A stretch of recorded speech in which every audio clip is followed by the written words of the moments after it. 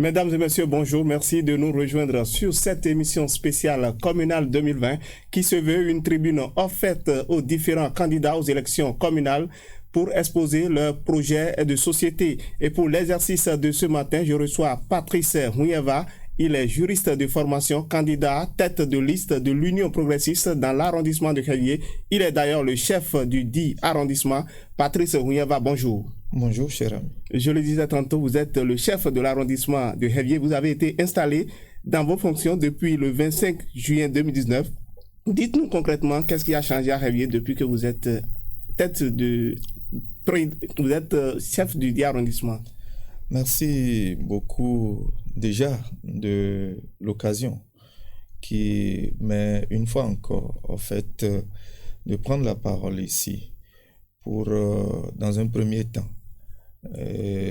souhaiter une très bonne fête du travail à tous les compatriotes et plus particulièrement à toute la population de Révier. Je dois très sincèrement également m'associer au gouvernement et aux diverses autorités pour souhaiter que dans ce contexte particulier de Covid-19, que nous continuions à ne pas baisser la garde et que nous continuions à prendre en compte les mesures gouvernementales. Alors, vous venez de poser la question, et à juste titre d'ailleurs, de savoir que depuis mon installation à la tête de l'arrondissement de Révier il y a quelques mois, qu'est-ce qui a changé? Eh bien, cher ami, la question aurait été encore mieux posée si elle s'adressait aux populations de Révier. Mais à l'exercice, je vais simplement vous dire que ce qui a changé, c'est déjà le vivre en commun. Aujourd'hui, à Révier, on a repris cette notion de vivre en commun qui était dangereusement en train de disparaître. L'atmosphère de méfiance qui existait dans l'arrondissement entre ce qu'il convient d'appeler les acquéreurs et les autochtones a disparu. Aujourd'hui, la confiance est revenue dans la cité. Les uns et les autres peuvent travailler ensemble, peuvent réfléchir ensemble. Et en second plan, nous pouvons dire aujourd'hui, à Révier, ce qui a changé, c'est la rigueur dans la gestion. C'est la transparence dans la gestion. Ce qui a changé à Révier, c'est le recul net de l'insécurité foncière. C'est aujourd'hui une situation où la mafia foncière a pris dangereusement la tangente au niveau de Révier pour ne plus être le goulot d'étranglement des populations. Ce qui a changé également à Révier, c'est l'espoir qui est revenu au sein de la population à travers les actions silencieuses que le chef d'arrondissement, que je suis avec mon conseil d'arrondissement, mène au quotidien sans bruit pour permettre à ce que nous puissions, dans le contexte particulier du développement, aider les populations à mieux se retrouver et à être mieux fiers de venir acheter à Révier ou d'être de Révier. On dit, vous avez parlé tout à l'heure de la mafia foncière, vous avez abordé la question du lotissement, ce lotissement qui résiste au niveau de certaines circonscriptions encore à Révier. Et pourtant, on dit que ce n'est pas... Vous semblez dire ici que le lotissement est bouclé, ce qui n'est pas le cas sur le terrain visiblement. J'ai l'habitude de dire que lorsqu'on veut parler du lotissement, il faut véritablement en appréhender les contours. Un lotissement, c'est un processus, c'est des étapes. Et comme on le dit, pour le citoyen lambda, le lotissement, et lorsqu'on lui dit lotissement, il voit déjà le recasement de sa parcelle. Et pour le technicien, lorsqu'on parle de lotissement, c'est tout un processus. Il faut partir des états des lieux, il faut ensuite aller vers les enquêtes commodo et incommodo, il faut aller vers les dépouillements, ensuite les corrections de ces enquêtes sur le terrain et le plan voirie. Et donc, c'est après le plan voirie qu'on entame le recasement. Lorsque vous ratez un de ces process ou une de ces étapes, vous allez parler du lotissement, mais vous allez rater le coach. Donc en vérité, il s'agit de faire aujourd'hui au niveau de Révier l'état des lieux de la situation au moment où nous prenions l'arrondissement. Voulez-vous dire que le temps ne vous a pas suffi? Je pense que la population de Révier sait qu'en quelques mois, nous avons fait ce qui n'a pas pu être fait depuis plusieurs années. En quelques mois, aujourd'hui, nous avons réussi à boucler facilement les dépouillements de toutes les enquêtes qui ont été opérées. Nous sommes aujourd'hui en train de finir les corrections sur le terrain et à la fin de ces corrections et qui pointent déjà à l'horizon, nous allons donc prendre rendez-vous avec le plan voirie qui en réalité est l'étape, si je peux dire, est la porte d'entrée de la fin du lotissement.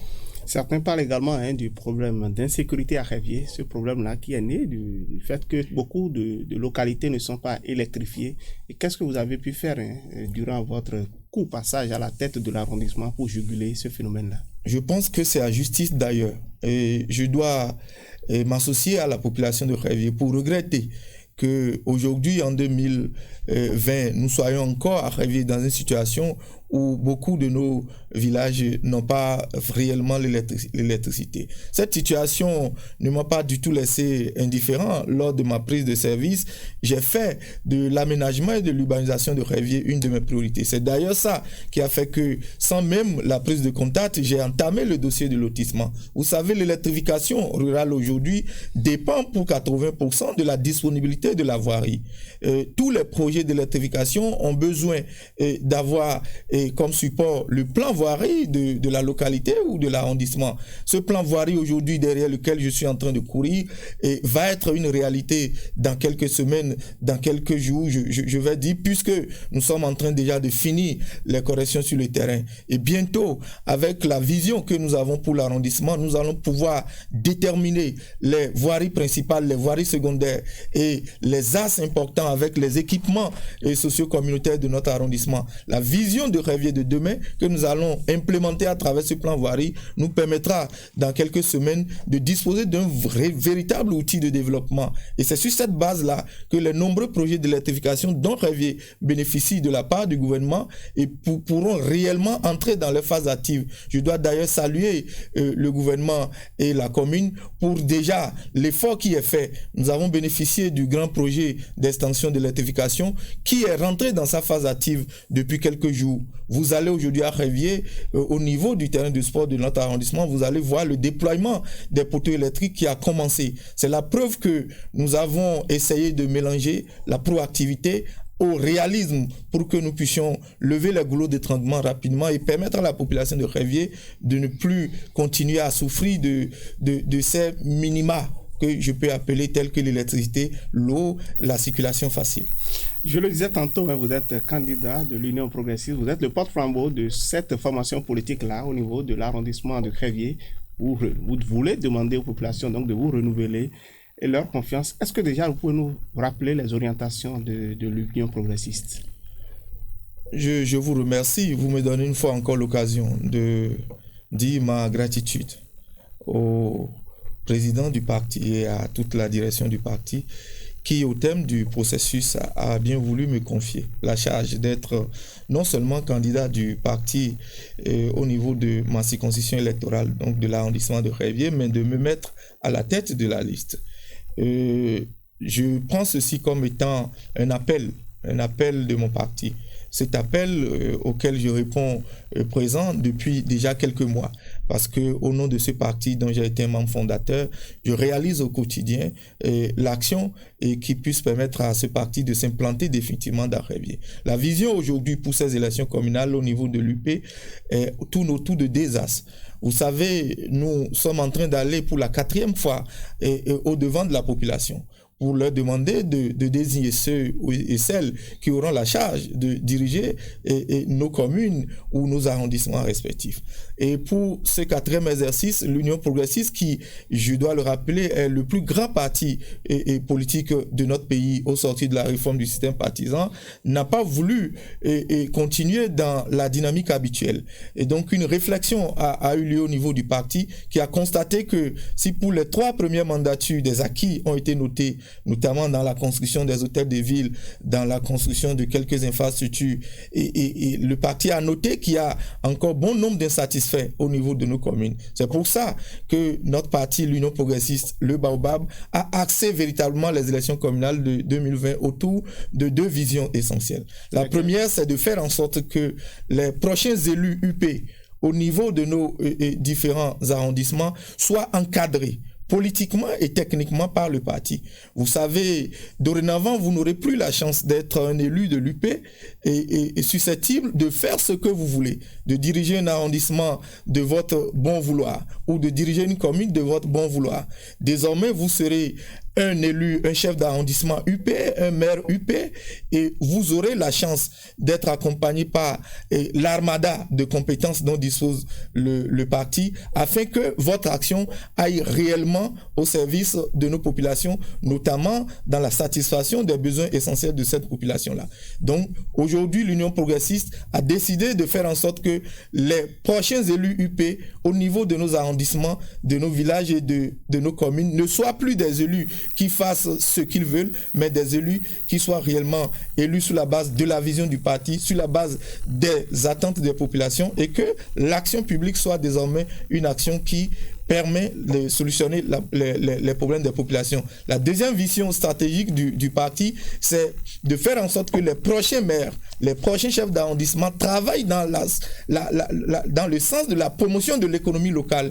Vous savez, il n'y a que l'économie locale qui, en étant densifiée, en étant revivifiée, permet réellement de lutter contre le chômage ambiant dans nos communes aujourd'hui. Vous savez, l'économie locale consiste déjà à faire en sorte qu'il y ait de la productivité, à faire en sorte que les ressources qui, au niveau de nos communes, sont encore cachées, qu'on aille vers la recherche de ces ressources-là, la promotion des différentes activités productrices au niveau de nos communes, afin que l'économie locale soit réellement au service de la population, afin donc que nous puissions faire reculer le chômage et donc faire reculer la pauvreté au niveau de nos communes. Voilà les 2 axes essentiels sur lesquels le parti a formaté l'ensemble de ces candidats et sur lesquels ces candidats-là devront véritablement travailler par rapport à la prochaine mandature. Vous l'avez rappelé tantôt, les populations doivent élire à la tête de leur arrondissement donc des candidats qui sont vraiment imprégnés de leurs attentes. Vous, en tant que premier citoyen de Révier, vous êtes l'une des voix autorisées justement pour parler de cela. Quelles sont, selon vous, les attentes aujourd'hui des populations de Révier? Je ne voudrais pas paraître optimiste si je commence à vous dire que aujourd'hui à Révier, je considère que je suis le candidat le mieux à même d'apprécier la réalité de la gestion du pouvoir local et à même donc de proposer des approches qui permettent de solutionner les problèmes de l'arrondissement de Révier. Je suis d'ailleurs le seul au niveau de toutes les listes à être déjà au devant d'un tel exercice. Donc j'ai une expérience qui va être mise au service de la population de Révier, une expérience que les autres listes en compétition à Révier n'ont pas. Et mon expérience est d'ailleurs l'accumulation de l'ensemble des fonctions publiques que j'ai eu à assumer depuis là. Je vous rappelle que en 2008 déjà j'étais conseiller local dans un village de l'arrondissement Révier. Après une donc première mandature au niveau local, la mandature qui a suivi, je suis monté d'un cran par l'aide de la population en devenant conseiller communal. Je suis devenu conseiller communal. Avant même de devenir chef d'arrondissement, j'ai eu l'occasion d'assumer les fonctions communales de président de la commission des affaires domaniales, où j'ai mis en place, avec l'aide du conseil communal et du maire, des réformes qui ont aujourd'hui porté les fruits, à savoir le recul net de la mafia foncière au niveau de la commune d'Abomey-Calavi. Et ces fonctions m'ont permis d'appréhender réellement les souffrances des populations, les plaintes de nos populations en matière de problèmes domanial et en matière de problèmes fonciers. Aujourd'hui, dès que j'ai été porté à la tête de l'arrondissement de Révier, qui est mon arrondissement de naissance et qui a fait de moi d'abord conseiller local, ensuite conseiller communal. Je connais les réalités de Révier. C'est pour ça que je n'ai pas tardé à commencer à attaquer le mal qui ruine le développement de Révier. Le principal mal, c'est déjà la division qui est ambiante dans l'arrondissement. Nous avons un arrondissement composé de plusieurs ethnies, de plusieurs groupes venus de divers horizons. On a besoin de faire la solidarité. Donc l'union de tous les habitants et de tous les citoyens de Révier était donc une priorité que je connaissais. J'ai travaillé rapidement à ce que nous puissions sortir véritablement de notre arrondissement cette mentalité qui pense qu'il faut mettre à part les autochtones et mettre à part les acquéreurs. Aujourd'hui à Révier, le bon vivre ensemble est revenu. Ensuite, le réel problème, c'est l'aménagement de Révier. Je l'ai attaqué aujourd'hui. Mon action et mon engagement pour l'arrondissement de Révier, c'est rapidement d'aller vers la sortie du plan voirie de Révier qui va permettre la densification de l'électrification rurale, qui va permettre l'amener d'eau à notre population qui en souffre. Révier aujourd'hui, c'est le 4e grand arrondissement de notre commune et avec plus de 100 000 habitants.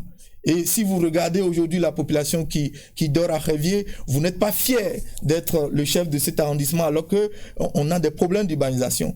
Il suffit que quelques pluies commencent, que la population a des peines à sortir. Donc on a besoin aujourd'hui de sortir rapidement le plan voirie afin de soutenir l'action gouvernementale. Déjà la voie principale de Kokodji et Rouedo est déjà très avancée. Nous félicitons d'ailleurs le chef de l'État pour cet effort qui a été fait vis-à-vis de Révier. Mais pour que cette voie-là puisse bénéficier à la population de Révier, il lui fallut rapidement que nous allons à la sortie du plan voirie pour que les voies secondaires soient ouvertes et permettent à ce que la population qui quitte Rouemé, Akosavier, Dosounou et Ronzévier ou bien Sogan puisse atterrir facilement au niveau de la voie principale afin que le coût même de transport soit réduit. Parce qu'en vérité, ce qu'il faut savoir, c'est que notre action doit aller dans le sens de réduire la souffrance des populations. Vous êtes chef d'arrondissement, vous n'êtes pas forcément doté d'une autonomie, mais votre action, votre engagement pour la transparence, pour la vérité dans la gestion et pour le dynamisme que vous mettez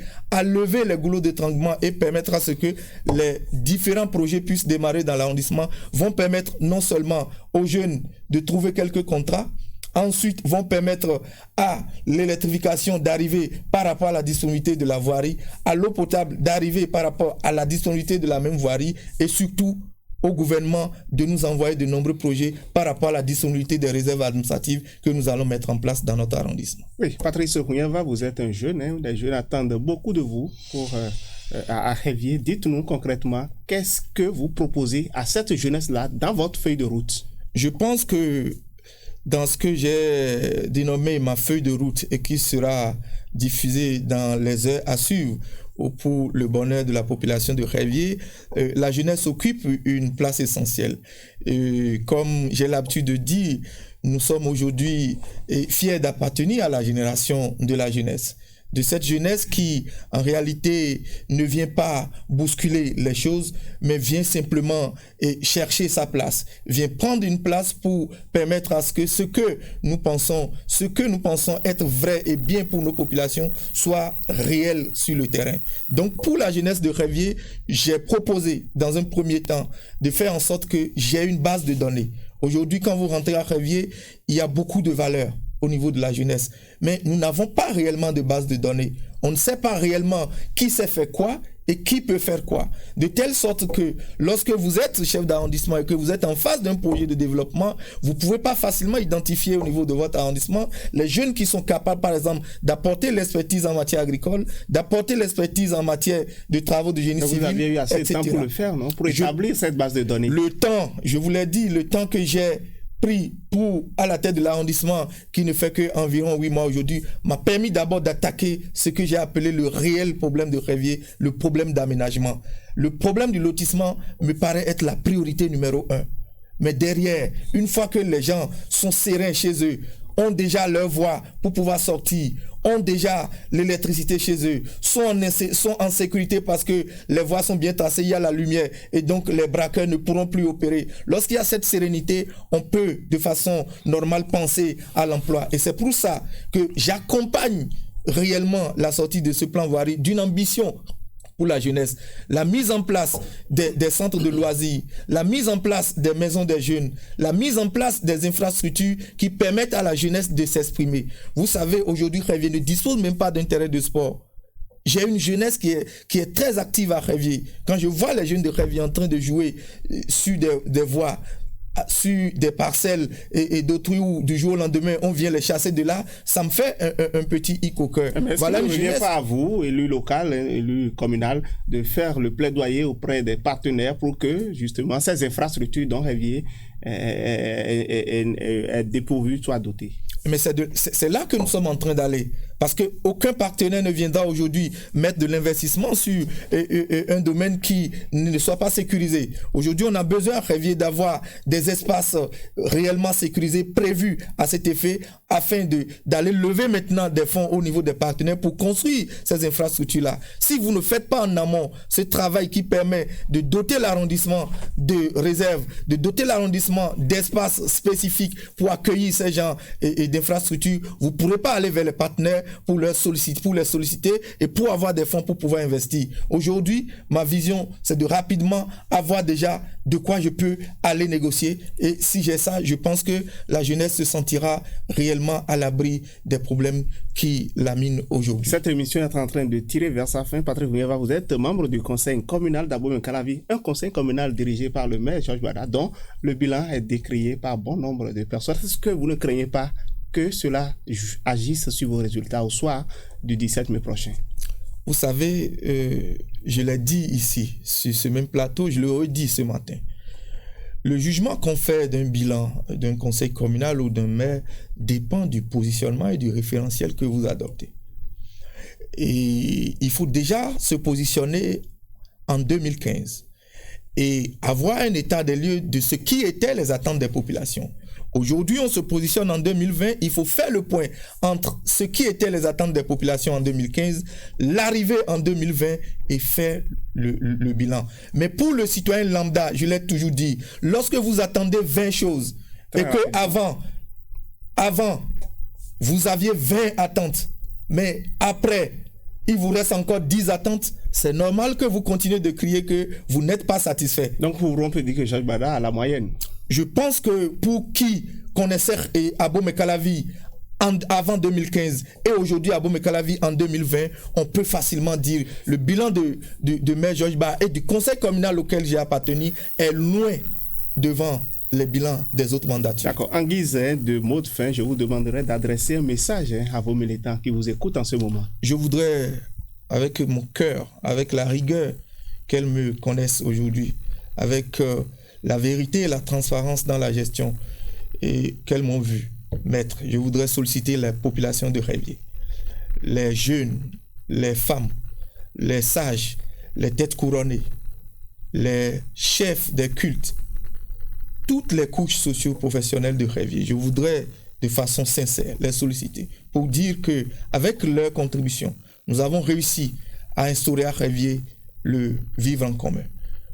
Cette réussite nous a permis d'aborder définitivement la finalisation du lotissement de Révier et bientôt le recasement va démarrer au niveau de notre territoire. Je souhaite que pour accompagner ce mouvement, que cette population puisse voter massivement le 17 mai pour l'Union progressiste, le Baobab, le parti qui aujourd'hui est le grand parti de notre pays. Je souhaite que devant leur bulletin de vote, en regardant à gauche sur le bulletin, ils verront le logo du parti Le Baobab, qui est le seul logo dont la couleur est le jaune, avec à l'intérieur le grand Baobab, comme on le dit en fond, le Bassatin. Merci Patrice Vounyeva, vous êtes juriste de formation, candidat tête de liste de l'Union progressiste dans l'arrondissement des Séviers. Vous étiez notre invité dans cette émission Élection communale 2020. Chers téléspectateurs, merci de nous avoir suivis. Au plaisir de nous recevoir avec un autre invité. Merci.